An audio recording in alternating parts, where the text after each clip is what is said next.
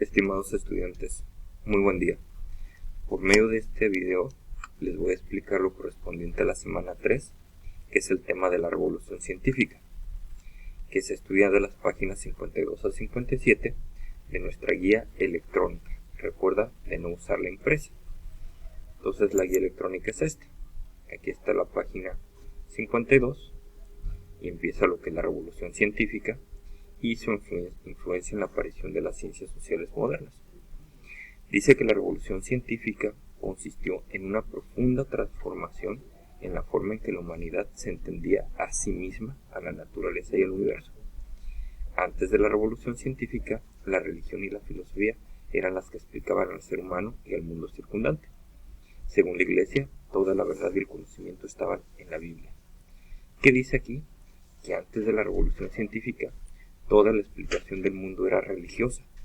Se basaba, como dice aquí, en la Biblia, en la Iglesia. Entonces lo que hace la revolución científica es que cambia la explicación del mundo. Entonces no nada más que algunas personas creían en esto, como ahorita. No, todo el mundo, sobre todo en el mundo occidental, explicaba el mundo a través de la cuestión religiosa. Ok, continuando entonces. Dice, pues bien, la revolución científica rompió con todas esas ideas. Varios investigadores como Copérnico, Bacon, Galileo, Newton y otros empezaron a desarrollar un nuevo método para estudiar al ser humano en su contexto natural.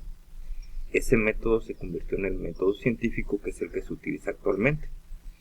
Aplicaron dicho método y llegaron a conocimientos completamente diferentes a los que eran aceptados en su tiempo.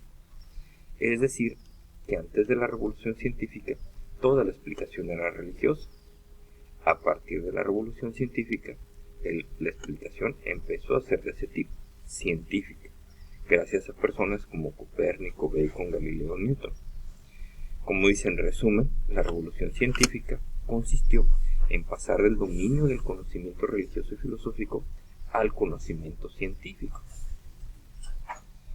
Asimismo, la revolución científica llevó al establecimiento de varias ciencias modernas, como son las matemáticas, la física, la astronomía y la biología. Fundamentalmente, la revolución científica contribuyó significativamente a la visión del universo que tenemos en la actualidad y representa uno de los pilares de la modernidad. O sea que con la revolución científica aparecieron varias ciencias modernas, como por ejemplo estas. Fíjate que tan importante, las matemáticas modernas, la física, la astronomía, la biología y muchas otras ciencias, también ciencias sociales. Como dice aquí, la revolución científica es uno de los pilares de la modernidad, porque actualmente explicamos el mundo de manera científica, no completamente religiosa. Habrá quienes crean en una religión, pero es junto con la explicación científica y religiosa, y los que no creen en religión, bueno, es la explicación científica, pero antes todo el mundo era a través de una explicación religiosa, y eso fue lo que cambió con la revolución científica. Disculpe. Dicha revolución ocurrió en Europa entre estos años, en 1500 y 1700. Ahora, los principales expositores de la revolución científica y sus contribuciones son las siguientes. Principales expositores: Nicolás Copérnico. Copérnico lanzó la teoría o idea del heliocentrismo, es decir, según la cual la Tierra no es el centro del universo, como decía la religión, sino que es un planeta más que gira alrededor del Sol. Enfrentó a la ciencia con la Iglesia Católica, la cual afirmaba que el hombre y la Tierra eran el centro de la creación y por lo tanto del universo.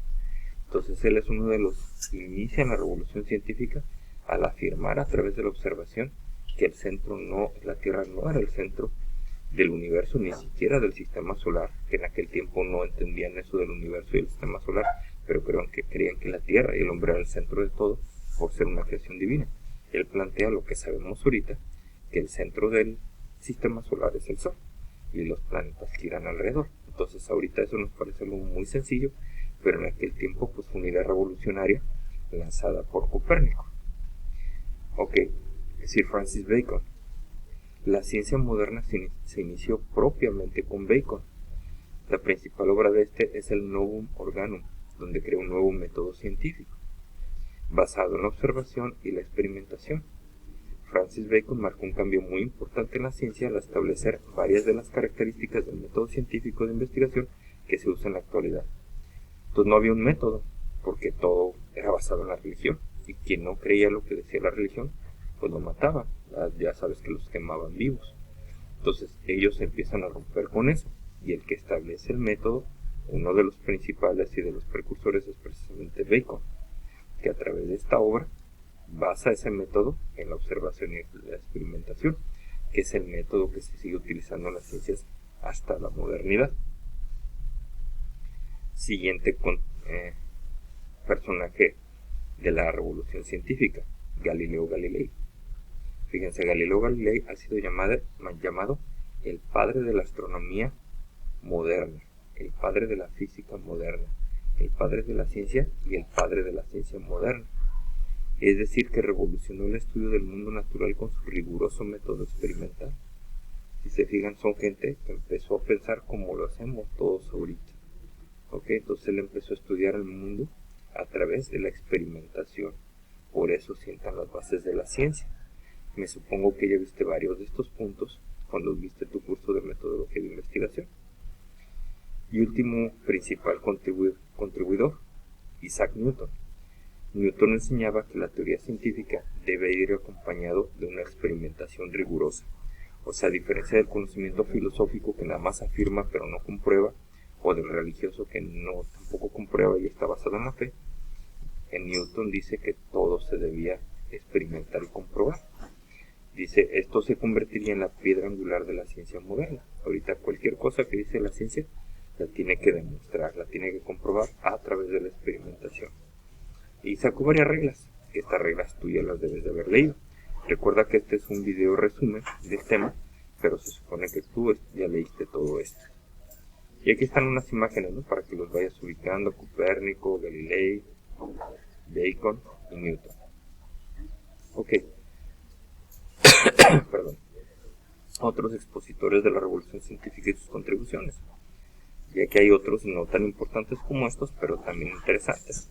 Por ejemplo, Vesalius decía que la circulación de la sangre venía del bombeo del corazón y montó el primer esqueleto humano. O sea, antes ni siquiera sabían que teníamos órganos, huesos. Vieta dio la primera notación simbólica de los parámetros en el álgebra literal.